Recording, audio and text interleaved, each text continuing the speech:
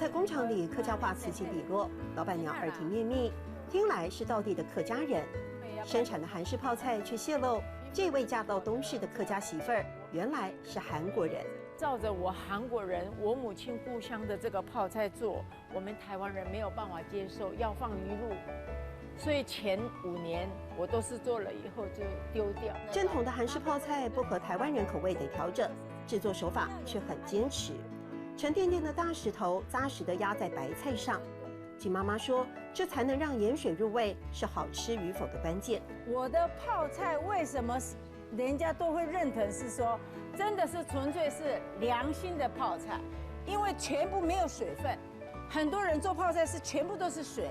打从手工反复搓洗白菜开始，金妈妈就开始留意每个细节，连怎么拌酱、怎么装罐都轻忽不得。我这样装的时候，我就是一边这样拌的时候，就一边旁边都要擦干净一点，是不是？工作的时候看了也很舒服。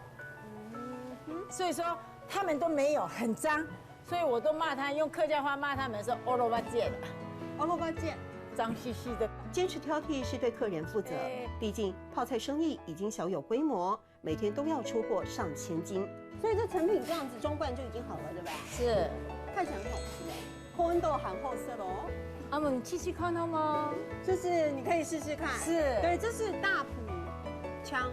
是的，客家话是。那西用自县吧，我们说，做的吃笋啊，哦，吃笋啊，你可以吃吃看，尝尝看。对，金妈妈的家乡味，还有韩国人参萝卜，添加苹果汁中和辣味，在韩国侨民口中最好吃的泡菜，已经也获得台湾民众的青睐。温度很厚色的哦，你做的吃笋啊？